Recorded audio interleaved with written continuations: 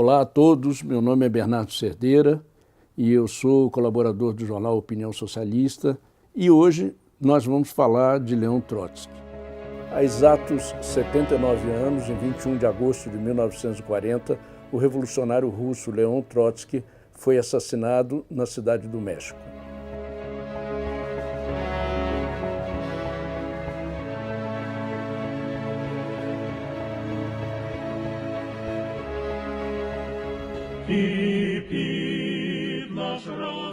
A Revolução Russa foi o acontecimento mais importante da história contemporânea. Foi a primeira revolução operária e socialista vitoriosa que conseguiu consolidar o seu poder, expropriou a burguesia e construiu o primeiro Estado operário da história.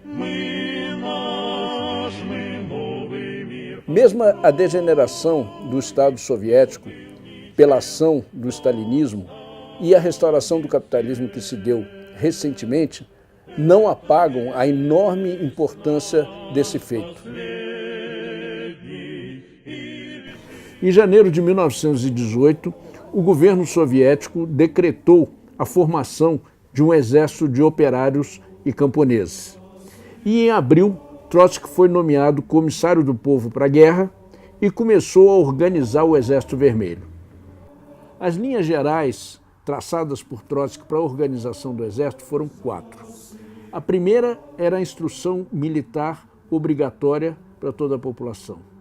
A segunda, a formação de quadros militares entre os combatentes. A terceira foi o aproveitamento de especialistas militares, ou seja, os antigos oficiais do exército czarista.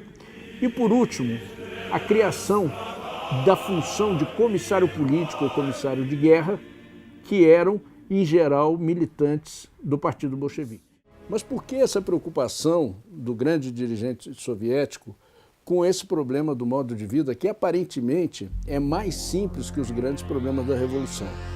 O que aconteceu é que com o fim da Guerra Civil, a preocupação dos dirigentes soviéticos se voltou para as tarefas de construção econômica e para a elevação do nível cultural das massas operárias e camponesas. Lenin explicava que depois da vitória dos bolcheviques na guerra, o centro de gravidade da ação dos revolucionários se deslocava para o trabalho cultural.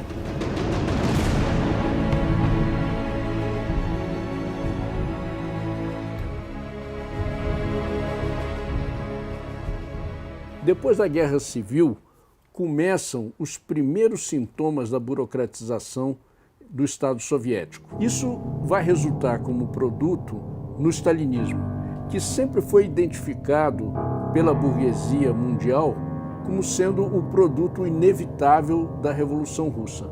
Mas nós temos então que investigar o que foi e o que produziu o stalinismo. Será que o stalinismo era mesmo um produto inevitável da Revolução Russa?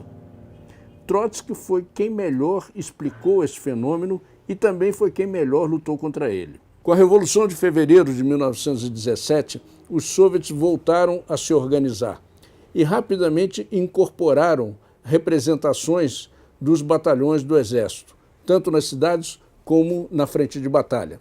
A organização passou a se chamar Conselho Operário de Deputados e Soldados. E o que é que isso tem a ver com Trotsky? Tem muito a ver porque Trotsky presidiu o primeiro Soviet em 1905 e voltou a presidir o Soviet de Petrogrado um pouco antes da Revolução de Outubro. Entre fevereiro e outubro de 1917, os soviets, além de órgãos de luta, começaram a assumir tarefas que os governos provisórios e o Estado não conseguiam resolver, tais como o abastecimento de alimentos e de combustível nas cidades. Na verdade, aqui começou a se constituir um duplo poder. De um lado, o governo provisório e, de outro lado, os soviets. Para o Partido Bolchevique, a Revolução Russa era apenas o primeiro passo e uma alavanca para desenvolver e impulsionar a Revolução Socialista no mundo inteiro. Mas foi a vitória da Revolução Russa que permitiu que Lenin e Trotsky fizessem essa primeira tentativa de construir uma direção revolucionária internacional, um verdadeiro Estado-Maior para a Revolução Socialista Mundial.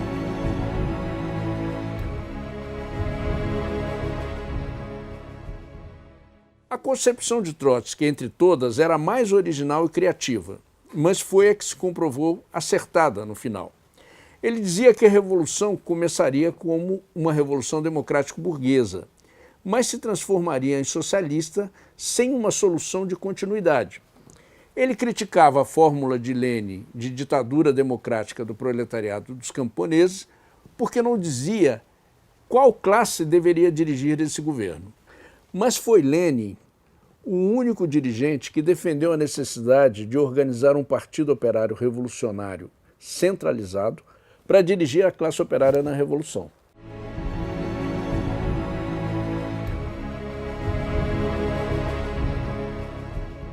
Para se contrapor à teoria de Trotsky, Bukharin e Stalin elaboraram a falsa teoria do socialismo em um só país. Falsa porque o socialismo só pode ser alcançado como um sistema internacional. Isso é o que defendiam Marx, Engels e o próprio Lenin.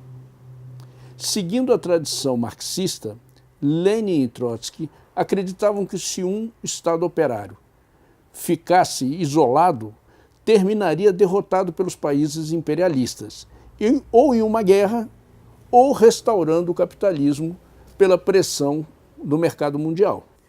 Mas existem dois grandes perigos. Um deles é, sem dúvida, subestimar o fascismo e não organizar a luta, principalmente da classe operária, para combatê-lo.